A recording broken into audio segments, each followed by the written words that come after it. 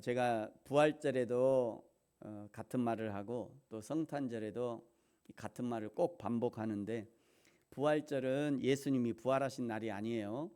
성탄절도 예수님이 탄생하신 날, 꼭 이런 거 갖고 꼭 딴지를 거는 사람도 있어요. 부활이 뭐 부활절이 뭐 예수님이 부활하신 날이냐, 뭐 성탄절이 예수님 탄생, 아니라고요. 아니라고 얘기를 하세요. 그렇게 자꾸 이렇게 딴지 거는 사람, 그 딴지 거는 사람은 대부분 어디로 끌고 가려고 그래요. 그런데 이제 말이 되잖아요. 그러면 갑자기 갖고 도를 아십니까? 그런다든지, 꼭 이렇게 말이 통하는 사람들한테 꼭 이단이 붙어요. 아니라고 얘기하세요. 그런 거 물어보려면 오지 말라고. 아니라고 얘기하라고. 영 귀찮게 하잖아요. 그럼 교회 모시고 오세요. 제가 설명해 드릴 테니까. 아닙니다. 부활절은요, AD 325년에 니케아 공의회라고 하는 이 공의회, 그때는 이제 교회가 하나의 교회였으니까요. 이제 공의회, 그 모든 주교들을 모아놓고 회의를 한 거예요. 저 가운데 있는 저 사람 있죠? 여기 가운데, 여기 이 사람이 누굴까요? 교황 아닙니다. 이 사람이 당시에 그 황제예요. 황제. 당시에 황제인데, 이 황제가 모든 주교를 이렇게 불러 모았어요. 그래가지고 이제 회의를 한 겁니다. AD 325년에 니케아에서 회의를 했고요. 그때 회의에 결정된 것이 뭐냐면, 춘분 이후에 첫 번째 보름달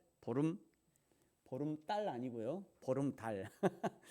춘분 이후에 첫 번째 보름달, 달이 뜬 후 첫 번째 일요일, 그 첫 번째 일요일, 그러니까 춘분 이후에 첫 번째 보름달이 뜬 이후 첫 번째 일요일, 이렇게 이제 그 부활절의 날짜를 정하게 되었습니다.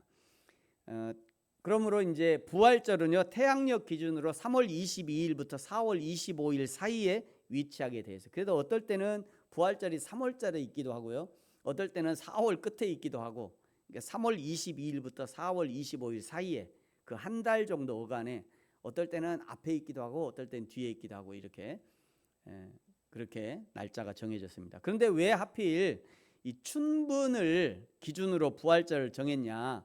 우리가 쓰는 이 달력은요, 그레고리력이라고 합니다. 교황 그레고리 13세가 1582년에 도입한 역법이고요. 그레고리력은 태양주의를 공전하는 지구의 움직임을 기초로 한 태양력입니다. 그레고리력이 도입되기 전에는요, 로마 시대에 만들어진 율리우스력을 사용했어요. 1년을 24절기로 구분하고요, 농사의 시기를 결정했던 겁니다. 그 중에 춘분이 중요했던 이유는요, 춘분은 음양, 즉 낮과 밤의 길이가 같고요, 이날부터 시작해서 낮이 밤보다 길어집니다. 낮이 밤보다 길어져요. 이날 춘분을 기준으로 해서요. 그리고 추위와 더위도 같은 날이었다고 그래요. 추위와 더위가 같았는데, 이날부터 이제 더위가 추위를 이기는 날로 생각했던 겁니다.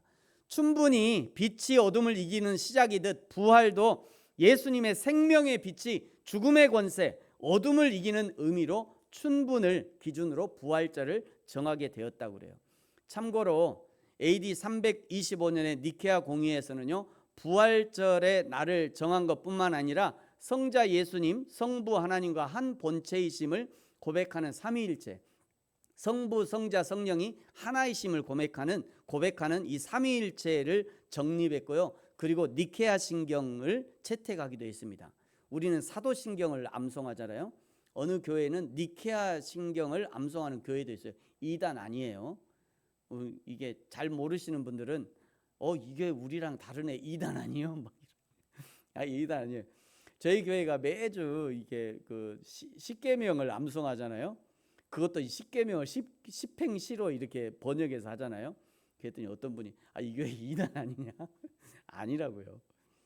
약간씩 다르게 하는 부분이 있어요. 니케아 신경도요, 제가 소개하려다가 좀 너무 길어서 나중에 이제 우리 니케아 신경 한번 소개하는 시간도 있을 겁니다. 니케아 신경이 거의 비슷합니다. 근데 약간씩 달라요. 이 세 가지가 AD 325년 니케아 공의회에서 이렇게 요 세 가지가 확정이 되었습니다. 오늘은 2025년에 이제 부활절로 지키는 날인데요. 예수님의 부활이 너무도 분명하고 너무도 기쁜 날이기 때문에 오늘 예배 세팅을 이렇게 파티 형식으로 이렇게 좀 세팅을 해봤어요. 파티 형식이 좀 앉기가 불편하셨죠? 어디 앉아야 될지 몰라서. 네, 어쨌든지 이 부활절은 기쁜 날이기 때문에 또 부활절이 정말 축제와 같은 날이기 때문에 이렇게 좀 세팅을 한번 해봤고요. 오늘 일부러는 성찬식과 그리고 식사 그리고 성찬식과 메시지 지금 제가 이제 메시지 듣고 있는 거고요. 그리고 이제 식사하고 교제하고 3부로 영화 상영까지 요 세 가지가 세트입니다. 요 세 가지 다 해야 제가 예배 출석했다고 도장 찍어줄 거예요. 이 세 가지가 세트예요. 네. 그럼 이제 먼저 오늘 성찬식을 먼저 진행하도록 하겠습니다. 예수님은 잡히시기 전날에 제자들과 만찬을 나누시면서 나를 기념하라 말씀하셨습니다. 성만찬의 기사는요 매우 중요하기 때문에 사복음서에 모두 기록되어 있습니다. 베다니 마리아가 예수님의 머리에 향유를 붓고 예수님은 그 향유는 나의 장례를 위함이다 말씀하셨어요. 그 다음에 마지막 유월절 식사를 하시면서 가룟 유다에게 경고하시면서 예수님의 몸과 피를 상징하는 떡과 포도주의 성만찬을 진행하셨습니다. 사복음서는 성만찬 이후에 예수님의 잡히심, 죽으심, 부활을 더 비중 있게 다루기 위해서 성만찬을 아주 짧게 기록하고 있습니다만 그렇다고 성만찬의 의미가 축소되는 건 아닙니다. 감사하게도 사도 바울이 예수님의 제자들로부터 전해들은 이 성만찬의 의미 그리고 당시 이미 기록으로 남아있던 예수님의 가르침을 종합해서 고린도전서 11장에 이 성만찬의 의미를 아주 자세하게 기록해 두었습니다. 고린도전서 11장 23절부터 32절에 보시면요. 여러분 앞에 보시고요. 제가 읽을게요. 23절에 내가 너희에게 전한 것은 주께 받은 것이니 곧 주 예수께서 잡히시던 밤에 떡을 가시다 축사하시고 떼어 이르시되 이것은 너희를 위하는 내 몸이니 이것을 행하여 어떻게 하라고요?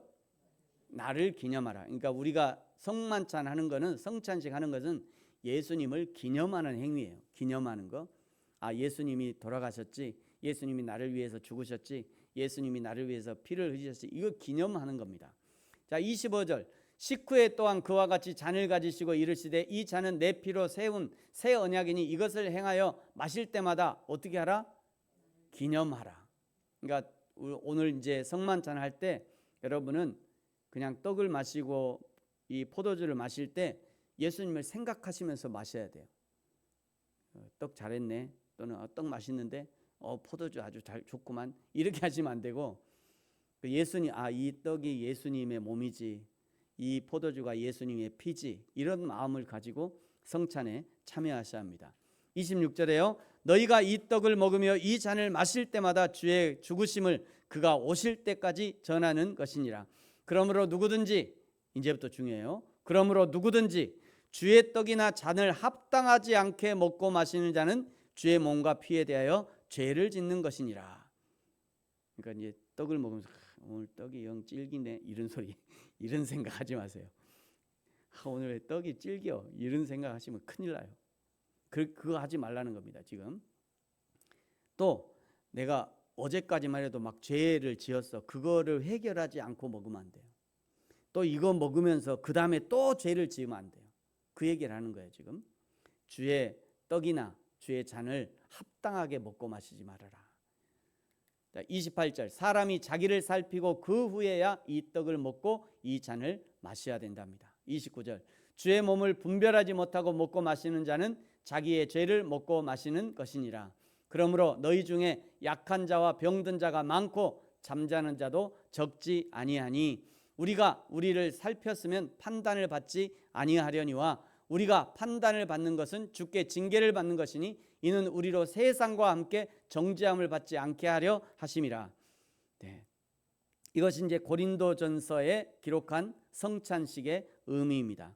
오늘 먹는 떡은요 예수님께서 나의 죄를 위해 채찍에 맞으시고 십자가에 달리시기까지 내어주신 예수님의 몸을 상징합니다. 내가 몸과 마음으로 지은 죄를 사하기 위해서 예수님이 십자가에서 못 박히시고 창에 찔리시면서 찢어주셨던 그 몸을 상징하는 것입니다. 이 예수님의 몸을 상징하는 떡을 먹을 때 이미 지은 나의 죄에 대한 용서를 구하고 다시는 죄를 짓지 않겠습니다, 주님 도와주십시오 라는 각오와 결단함으로 성찬에 참여해야 합니다. 이 떡을 어제 만들었는데요, 이 떡은 이스라엘 백성들이 지금도 유월절을 기념해서 먹는 마째라는 떡을 그대로 재현해서 만든 떡입니다. 이 떡은 누룩이 들어가지 않는 부풀지 않은 떡이기 때문에 약간 질기니까요, 여러분 입에 넣고 확 씹으면 이빨이 부러질 수도 있어요. 그러니까 그렇다고 그렇게 딱딱하진 않아요. 근데 이게 예수님 부풀지 않은, 누룩이 들어가지 않은 그 유월절 할 때 만들어 먹었던 그 떡을 그대로 재현해서 만든 겁니다. 가능하면 똑같이 해보려고 이렇게 노력한 그런 떡이에요. 그러니까 그런 떡인 줄 알고 드시고요. 예수님은요, 이 나의 살을 뜯어먹고 너희는 살아나라고 이 떡을 우리에게 주신 거예요. 이제 예수님의 몸을 상징하는 떡을 우리 한 사람씩 거기 앞에 가운데 놓여 있고요, 하나씩 다 들으시기 바랍니다. 네. 가운데 떡이 하나씩 있으니까 제가 조그맣게 찢어놨어요. 그거 전부 다 하나씩 들으세요. 아직 드시지 마시고요, 하나씩 손에 들으세요. 네. 앞에 보시고요. 예수님은 아마 이런 식으로 떡을 만드셨을 거예요. 이런 식으로 만드셔서 이거를 이렇게 찢어서 베드로에게 주고 옆에 있는 제자들에게 이렇게 준 겁니다. 그런 마음으로 제가 미리 찢어놨습니다. 이게 이제 예수님이 이렇게 찢으셨고,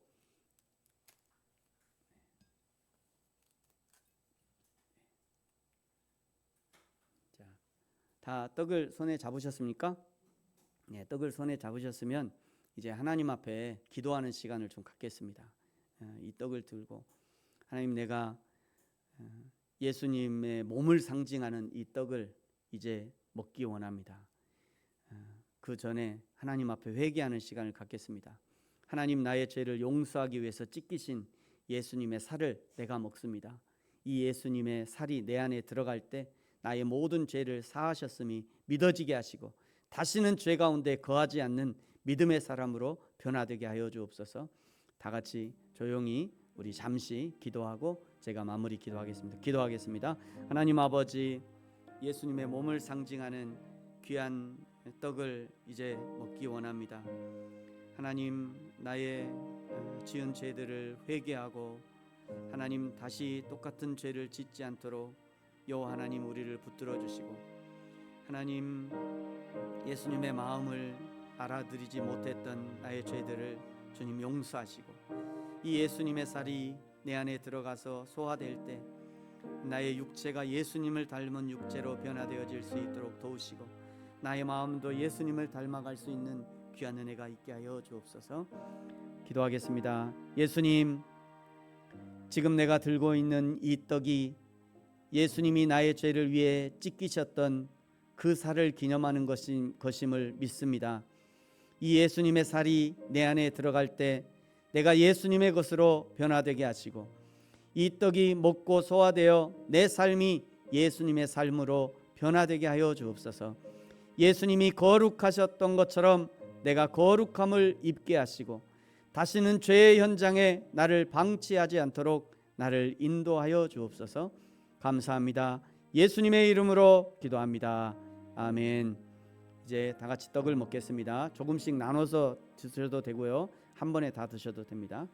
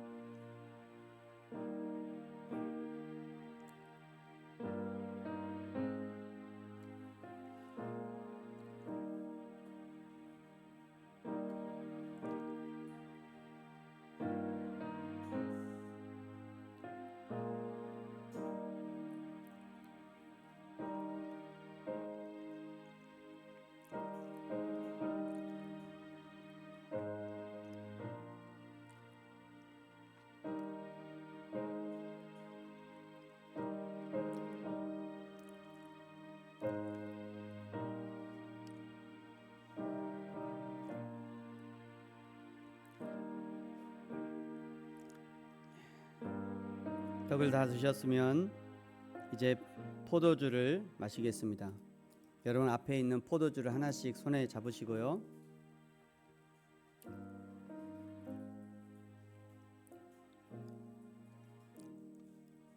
오늘 마시는 포도주는 예수님께서 나를 위해 흘리신 보혈을, 예수님의 피를 상징합니다. 피는 생명을 상징하는 것이죠. 예수님께서 나를 구하기 위해서 예수님 자신의 생명을 아낌없이 흘려주신 것입니다. 이 포도주를 마실 때 예수님의 피값으로 사신 나, 다시는 예수님을 배반하는 일이 없게 하시고, 이제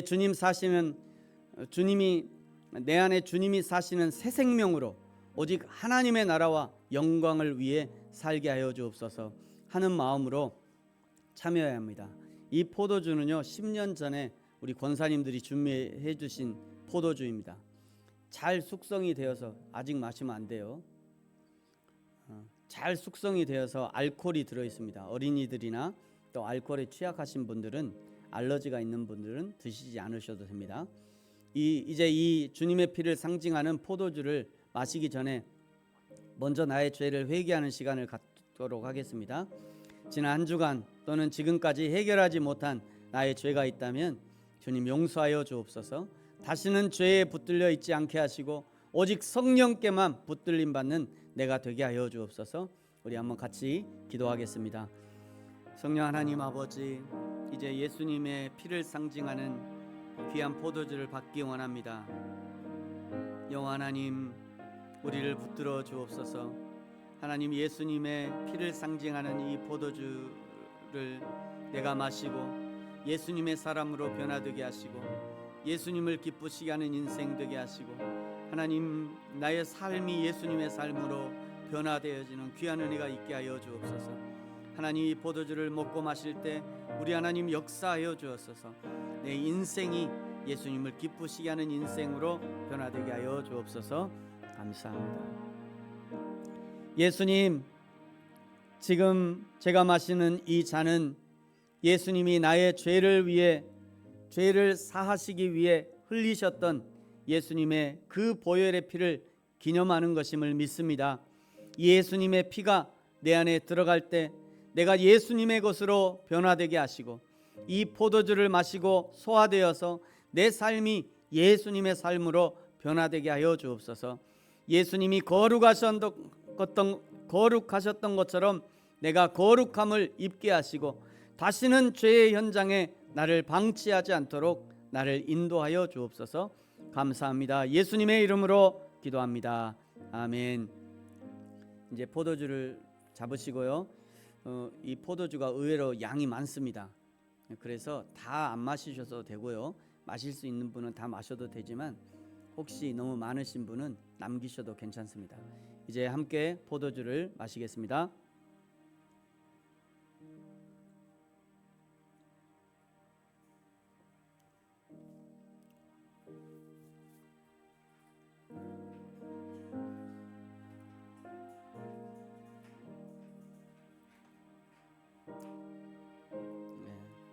이게 알코올이 있는 거라 마시고 나면 순간 이게 성령이 취했는지 술에 취했는지 뭐 그런 증상이 있을 수도 있어요.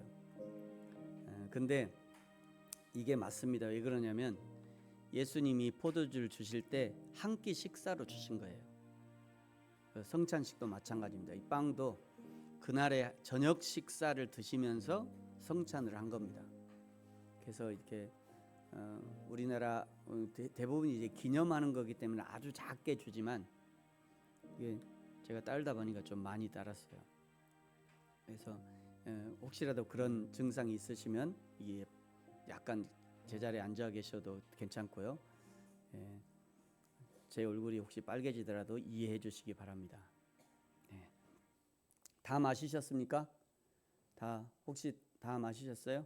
네, 제가 마무리 기도하겠습니다. 하나님 아버지, 오늘 우리에게 주님의 살과 주님의 피에 참여할 수 있도록 허락해 주셔서 감사합니다. 이제 주님의 살을 먹고 주님의 피를 마셨사오니 예수님이 내 안에 사신 것을 기억하고 예수님처럼 살게 하시고 예수님처럼 사랑하게 하시고 예수님처럼 순종함으로 우리에게 맡겨주신 사명을 감당하게 하여 주옵소서. 감사합니다. 예수님의 이름으로 기도합니다. 아멘. 찬송.